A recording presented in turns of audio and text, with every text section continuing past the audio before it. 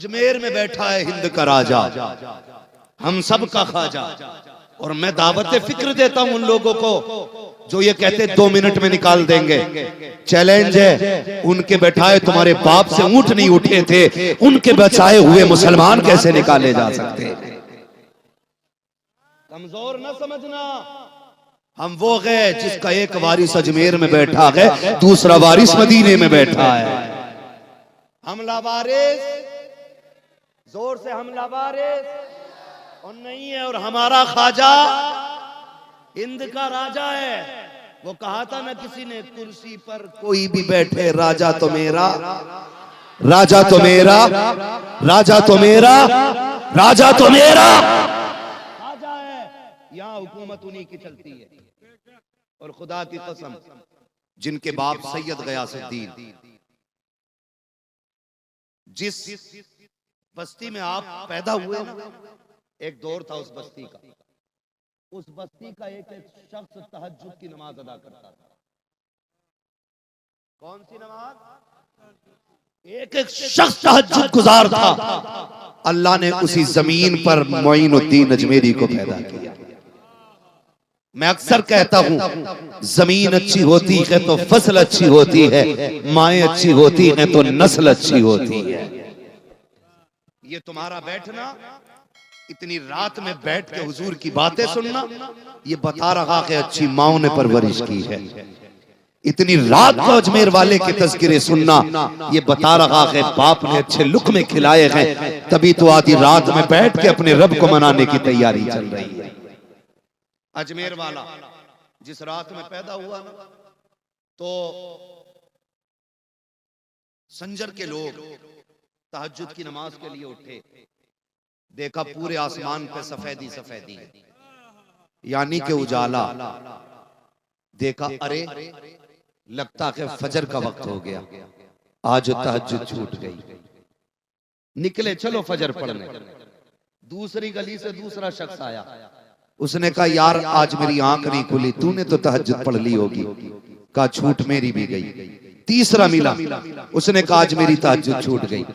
सब आपस में कहने लगे यार सबकी कैसे छूट गई? कहा जितनी जल्दी सवेरा कैसे हो गया? सितारों की तरफ देखा, वो कह रहे थे अभी फजर नहीं हुई है।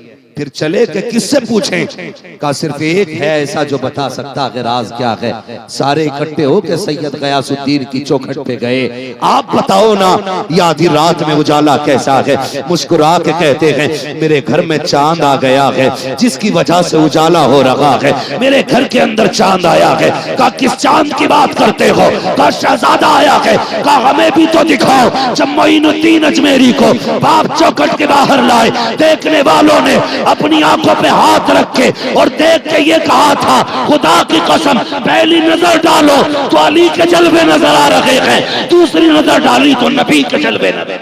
बचपन का जमाना था, बाप का इंतकाल हो गया। तवज्जो है आप लोगों को? बहुत गौर से जवान मेरी बात सुने। बचपन का जमाना था, बाप का इंतकाल हो गया। एक बात याद रखना, अल्लाह जिन्हें बुलंद करना चाहता है ना, उन्हें इम्तिहानात से गुजारता है। जिनकी जिंदगी में जितनी ज्यादा मुश्किलें आती हैं ना, आगे चल के उनके लिए उतनी ही बुलंदियां हुआ करती हैं। अगर आप मुसीबत में घिर जाओ ना, अपने रब से शिकायत ना करना, अपने रब से शिकवा ना करना, समझ लेना आने वाली घड़ियां बेहतर होने वाली, आने वाली घड़ियां बेहतर होने वाली हैं। मोइनुद्दीन अजमेरी बाप का इंतकाल हो गया। क्या छोड़ा विरासत में? एक पंचक्की और एक बाग। एक बाग माने का शहजादे गुजर बसर करनी है, बेटे हलाल के लुक़मे खाने हैं, हराम के लुक़मे नहीं खाने हैं। जाओ बेटे बाग में जाओ। बाग की रखवाली करने लगे। अचानक ना एक मजजूब का गुजर होने लगा। जब मजजूब गुजरे ना, तो बच्चे मजजूब के पीछे लग गए, मजजूब के पीछे बच्चे लग गए और बच्चे परेशान कर रहे थे। वो पनाह लेने के लिए ना मोइनुद्दीन अजमेरी के बाग में आ गए। आके बैठे ना, खुदा की कसम अली का घर भी क्या घर है कि उस घर का हर एक बच्चा जिसे देखो वही शेरे खुदा मालूम होता है, वही शेरे खुदा मालूम होता है। देखा कोई बुजुर्ग आए हैं, चेहरे से भूख के आसार हैं, थके हुए लग रहे हैं। आपने थोड़े से अंगूर लिए और थोड़ा सा पानी लिया। कहने लगे बुजुर्ग जरा ये नोश फरमा लें। उन्होंने खाया पिया। उसके बाद कहने लगे बेटे नाम क्या है? कहा मोइनुद्दीन। कहा काम क्या करते हो? कहा बस ये बाप का इंतकाल हो गया है, एक मेरे हिस्से में पंचक्की आई है और ये बाग आया है, इसी की देखभाल करता हूँ। अगला जुमला सुनना, मजजूब ने क्या कहा? मोइनुद्दीन तुम्हें इस चीज के लिए पैदा नहीं किया गया था, तुम्हें इस चीज के लिए पैदा नहीं किया गया था। उसके बाद आपने जेब में हाथ डाला, डालने के बाद रोटी के सूखे टुकड़े निकाले, मुंह में चबाए, कहने निकाला फिर मुंह से टुकड़े को, और फिर उसके बाद कहा बेटे इसको खा लो। जैसे ही आपने लुकमा बना के उनको खाया ना, हलक के नीचे वो टुकड़ा गया है। कहते मुझ पे अल्लाह ने अपनी मोहब्बत के राज खोल दिए थे, सारे राज खुल जाते हैं। अल्लाह अकबर। फिर क्या था? फिर एक अजीब जुस्तगू लग गई। माँ ने कहा बेटे क्या चाहते हो? का इल्म दीन सीखना चाहता हूँ। अब जरा सुने उन पीरों फकीरों से निकले जिन्हें बिस्मिल्लाह तक नहीं आती है। देखें गरीब नवाज कोई झोला छाप बुजुर्ग नहीं है, बल्कि आपने कुरान का हिफ्ज मुकम्मल किया, क़िराअत मुकम्मल की, दर्स निज़ामी मुकम्मल की, इतने बड़े आलिम बने। अपने वक्त के मुहद्दिस है मोइनुद्दीन अजमेरी, अपने वक्त के मुफस्सिर है मोइनुद्दीन अजमेरी, अपने वक्त के सबसे बड़े खतीब है मोइनुद्दीन अजमेरी। अल्लाह ने इतना कमाल अता फरमाया, जहां बैठ जाते थे वहीं पे जलसा शुरू हो जाया करता, वहीं पे जलसा शुरू हो जाता था। आपने इल्म सीखा उस्ताद के पास। अब उस्ताद क्या कहते मालूम? कहते बेटे मोइनुद्दीन इल्म तो पूरा हो गया, लेकिन तेरी नजर किसी और चीज की तलाश में है, मुझे लग रहा है तुझे कुछ और चाहिए। गर्दन झुक गई। उस्ताद ने कहा जा मुझे पता है तुझे क्या चाहिए, जो तुझे चाहिए वो ख्वाजा उस्मान हारूनी की गलियों में मिलेगा। ख्वाजा उस्मान हारूनी की गलियों में मिलेगा। पहुंच गए मुर्शिद के पास। 2 साल तक चिल्ला किया, 2 साल तक मुराकबा किया, 2 साल तक वजीफे पढ़े। उसके बाद उस्ताद उस्मान हारूनी ने कलाई पकड़ी, हुजूर के चौखट की तरफ चले। पहले मक्का शरीफ पहुंचे, हरम शरीफ में ले जाके खड़े हुए। कहने लगे मालिक अपना शहबाज लाया हूं, कबूल फरमा ले। आवाज आई हमने तेरे शहबाज को कबूल कर लिया, हमने तेरे शहबाज को कबूल कर लिया है। फिर वहां से लेके पहुंचे हुजूर की चौखट पे। जब मदीना शरीफ पहुंचे, या रसूल अल्लाह पूरी कमाई लेके आया हूं। आवाज आई कबूल है, लेकिन हमने इसके जिम्मे हिंदुस्तान की जिम्मेदारी दे दी है। आ गए लौट के। मुर्शिद ने कहा मोइनुद्दीन जाओ अब मेरे पास से काम करो। कहने लगे मुर्शिद तेरी चौखट छोड़ने को जी नहीं चाहता, तेरे कदमों पे रहना चाहता हूं। एक रिवायत के मुताबिक 20 साल मुर्शिद की चौखट पे रहे सरकार गरीब नवाज। उस्मान हारूनी की चौखट पे 20 साल। और फरमाया करते थे कुतुबुद्दीन बख्तियार काकी, तू क्या समझता है ये इज्जत अल्लाह ने नफल इबादत से दी है? मैंने मुर्शिद का बिस्तर सर पे ढोया है तब अल्लाह ने ये इज्जत अता फरमाई। और सुने कैसी अकीदत थी, अकीदत भी ऐसी। आज पीर साहब मैयत में ना आए तो मुरीद नाराज, तावीज न दे तो मुरीद नाराज, मिलाद में ना आए तो मुरीद नाराज। देख कैसी अकीदत थी। दोनों पीर मुरीद ताप रहे बैठे हुए आग जला के। अंगीठी थी मिट्टी की, उसमें कोयले, सर्दी का मौसम था, आग लग रही, ताप रहे। जब ओस पड़ने लगी ना शाम के वक्त, गरीब नवाज फरमाने ख्वाजा उस्मान हारूनी कहने लगे मोइनुद्दीन जी सरकार का ओस गिर रही है, शबनम गिर रही है, इसको उठाओ अंदर चलते हैं। जब उठाया ना तो दिल ने कहा यार मुर्शिद की अंगीठी है, हाथ में नहीं सर पे लेके चलना चाहिए। आग को गरीब नवाज ने सर पे उठा लिया। किसको? आग को सर पे उठाया। मुर्शिद मुड़ के पीछे देख के कहते मोइन इसे सर पे न रख, तेरा सर जल जाएगा। क्या कह दिया उन्होंने? तेरा सर जल जाएगा। लफ्ज़ तेरा पे गौर करना। 20 साल हो गए थे नौकरी करते करते, आज पीर ने ये कहा तेरा सर जल जाएगा। इतना सुना गरीब नवाज को गुस्सा आया, अंगीठी उठाई सर से नीचे फेंक दी। अभी तो सर पे उठा के चले थे, अब नीचे पटक देते हैं। मुर्शिद ने मुड़ के देखा, मोइन क्या बात है, ये जलाल किस लिए है? कहा हुजूर एक बात समझ में नहीं आई, आपने ये कहा मोइन ये तेरा सर है, अब भी ये मेरा रह गया। 20 साल हो गए थे, ये सर पहले ही मैं आपको नजराना कर चुका था। पीर ने कहा ये तो मुझे भी पता था ये सर मेरा है, लेकिन मैं देखना चाहता था मेरा मोइन क्या कहता है, मेरा मोइन क्या कहता है। अल्लाह अकबर। उस्ताद अपने मुर्शिद की बारगाह में लंबी उम्र गुजारने के बाद फिर दीन की खिदमत के लिए गरीब नवाज जब निकले हैं हिंदुस्तान में, दिल्ली की सरजमीन पर आए और दिल्ली की सरजमीन पर एक शहजादे को मुकर्रर फरमाया जिसे पूरी दुनिया ख्वाजा कुतुबुद्दीन बख्तियार काकी कहती है। उन्हें दिल्ली बैठाने के बाद खुद ख्वाजा गरीब नवाज आ गए अजमेर शरीफ। कहां गए? जोर से बोलो। अजमेर शरीफ। सारी बातें नहीं करनी है, सबको पता क्या क्या हुआ है। भगाया गया, उठाया गया, धक्के दिए गए, उल्टी सीधी बातें की गई, यहां तक के आखिरी हरबा के पानी बंद कर दिया गया और सैयदों पे अक्सर पानी बंद किया गया। करबला में भी पानी बंद था, अजमेर में भी पानी बंद था। मेरे मोइन ने ना पूरे तालाब को एक प्याले में भर के बता दिया, करबला में सब्र दिखाने आए थे, हिंदुस्तान में शान दिखाने आए। मजबूर न समझना, वहां सब्र मकसूद था, वहां इस्तिकामत दिखानी थी, यहां करामत दिखाएंगे। भर लिया सारा पानी, जब सारा पानी भर लिया तो फिर हो गए उल्टे प्यासे। कहने लगे इतना तो दे दो कि जिंदा रह सके, इतना तो दे दो कि जिंदा रह सके। मुस्कुरा के फरमाया जा यार लौट के आ जा। जैसी प्याला उल्टा किया गया पूरा तालाब भर गया था। फिर क्या हुआ? फिर हद दर्जे की घटिया काम किया पृथ्वीराज चौहान। किलर को बुलाया, कहा इनका मर्डर कर दिया। कत्ल करने की बारी आ गई। जब कत्ल की बारी आई, बुलाया, कातिल को बुला के कहा गया सर लाएगा? उसने कहा क्या मिलेगा? अखंड भारत था उस वक्त, अखंड भारत था। उसने कहा आधा मुल्क दे दूंगा। उसने कहा सर किसका काटना? का एक बाबा का। उसने सोचा बड़ा सस्ता सौदा है, एक बाबे का सर काटना और आधी दुनिया की सल्तनत मिलेगी, आधी हुकूमत, आधा मुल्क मिल जाएगा। उसने खंजर रखा, कहां मिलेगा? कहा होगा जंगल में कहीं अपनी बातें करता होगा। तलाश करते हुए गए ना तो गरीब नवाज एक दरख्त के नीचे बैठे और हुजूर की हदीसें सुना रहे हैं। सोच तो सही, जब नबी का बेटा नबी की बातें बताता होगा तो महफिल कितनी नूरानी होती होगी। आज कोई हम जैसा निकम्मा हुजूर की बातें करे तो 3 बजे तक महफिल जमी रहती है। जब अजमेर वाला हुजूर की बातें करता होगा तो उठने को जी किसका चाहता होगा।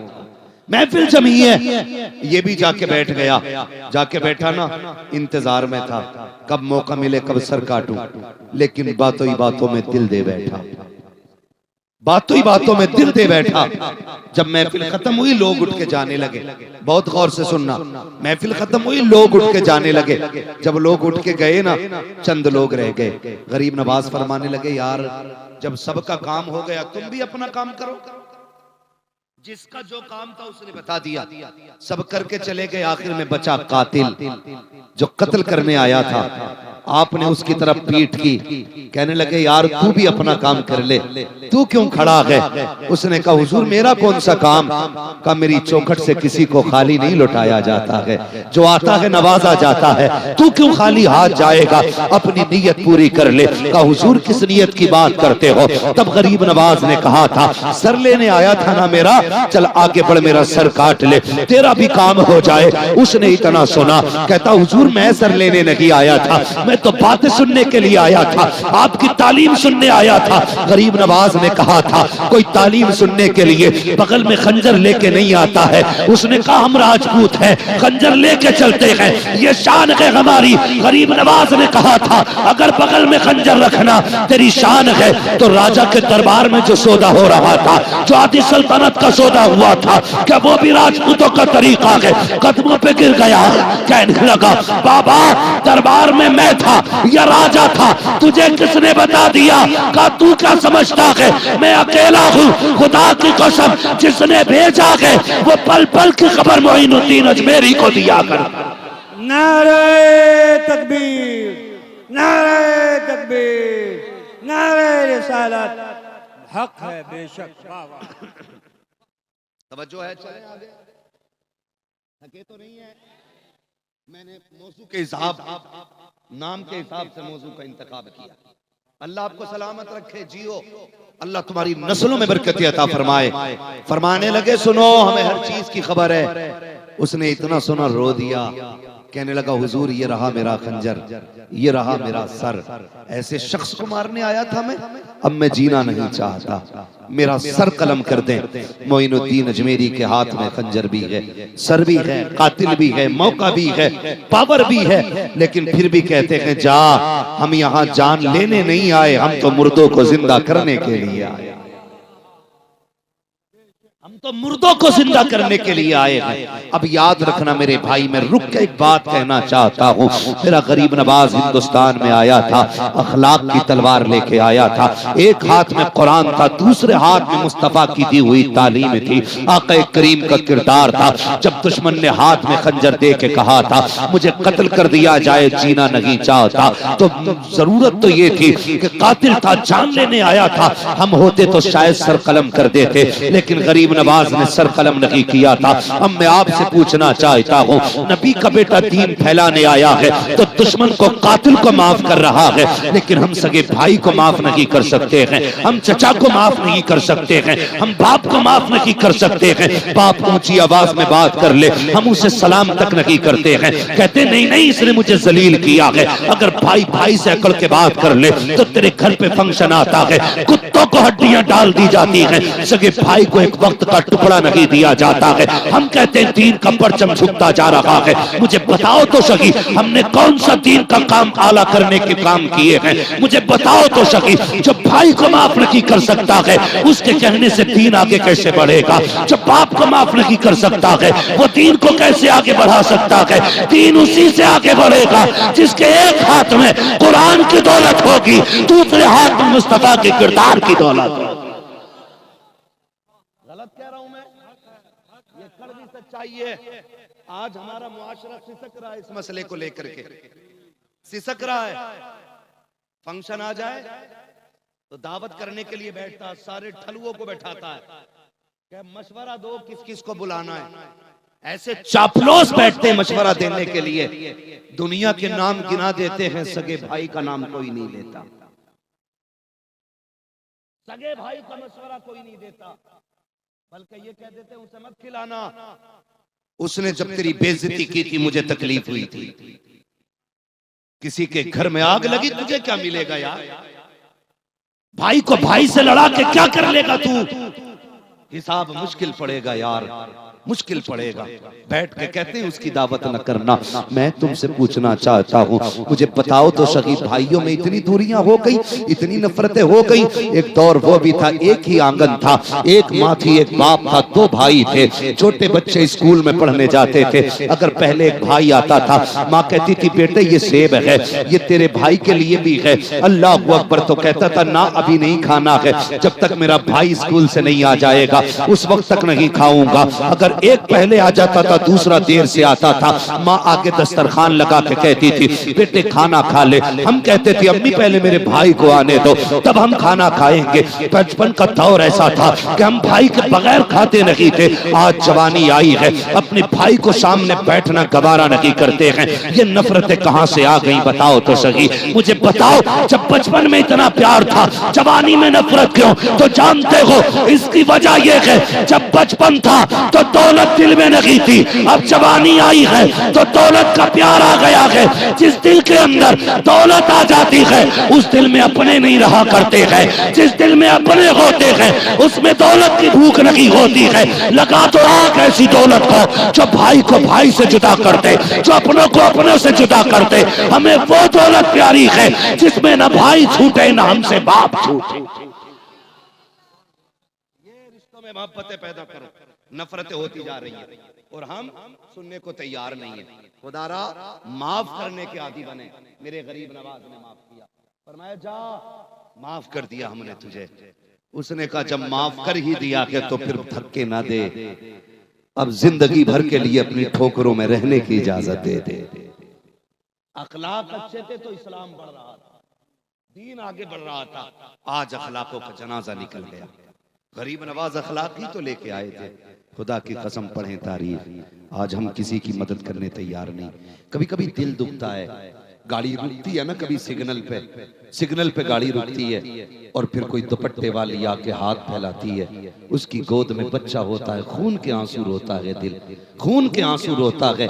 याद आता है काश मेरी कौम ने वक्त पे ज़कात दी होती ना, आज कोई बेवा रोड पे भीख नहीं मांगती। अगर हमने खैरात निकाल करके यतीमों के हवाले कर दी होती ना, तो कोई मेरी कौम की बेटी रोड पे आके बच्चे को गोद में लेके भीख नहीं मांगती। हमने गरीबों का हक मारा है, हमने यतीमों का हक मार लिया है, इसलिए हमारी बेटियां रोडों पे आ गई, हमारे बूढ़े भीख मांग रहे हैं। खुदा तौफीक दे, अगर ज़कात देने के लायक हो तो गरीबों को हक दिया करो, अगर सदकात फितरात देने के हकदार हो तो यतीमों को दे दिया करो, ताकि तुम्हारे दिए हुए पैसे से किसी गरीब का चूल्हा जल जाए, उसके घर की बरकत भी रह जाए, उसकी इज्जत भी रह जाए। लेकिन हम नहीं करते।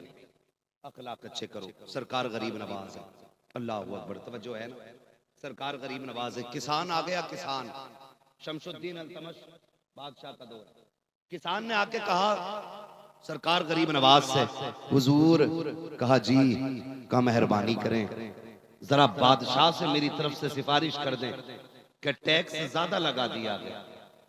मैं कमजोर आदमी हूं, उतना टैक्स नहीं दे पा रहा हूं। जानते हो गरीब नवाज चाहते तो खत भी लिख सकते थे, अजमेर से दिल्ली का फासला बहुत है, चाहते तो खबर भेज देते, चाहते तो कहलवा देते कि हमने कहा है इसका टैक्स माफ कर दिया जाए। लेकिन जानते हो अजमेर वाले ने हाथ पकड़ा और लेके दिल्ली आए।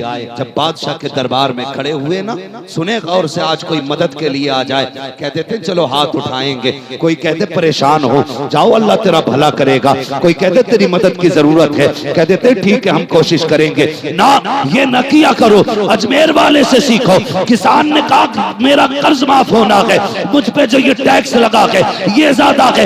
हाथ पकड़ के दिल्ली आए। शमशुद्दीन अल्तमश ने देखा हिंदुस्तान का राजा आया है, उठ के खड़ा हो गया। कहा महाराज किस लिए आए हो, बताओ ना गरीब नवाज। कहा यार ये कमजोर आदमी है, टैक्स ज्यादा कर दिया है, माफ कर दे। रोने लग गया। कहा हुजूर इतनी सी बात के लिए आए हो, कहते थे तो माफ कर देता, खत लिख देते तब भी माफ कर देता, किसी को भेज देते तब भी माफ कर देता। गरीब नवाज से कहता है शमशुद्दीन अल्तमश आका आप किस लिए आए हो। कहा मेरे नबी ने फरमाया जो किसी की मदद के लिए जितने कदम चल के जाएगा अल्लाह उसे उतनी ही नेकी अता फरमाएगा। सुने हजरत उमर फारूक आजम का दौरे खिलाफत है। एक नौजवान है, एक मोहल्ले के अंदर बड़ी खूबसूरत एक शहजादी रहती थी, वो उसे देखता रहता था। एक दिन उस लड़की ने कहा तू मुझे इतनी गौर से क्यों देखता है। तो वो कहने लगा मुझे तुझसे मोहब्बत हो गई।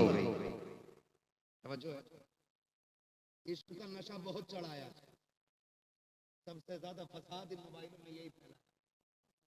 जिधर देखो उधर ही इश्क के बीमार बैठे हैं, हजारों मर चुके और सैकड़ों तैयार बैठे। इंशाल्लाह भाई बैठे तवज्जो है ना। चलूं आगे। उसने क्या कहा, उसने कहा मुझे तुझसे इश्क हो गया है, मैं तुझसे मोहब्बत करने लगा हूं, तुझे हासिल करना चाहता हूं। तो लड़की ने क्या बात कही जानते?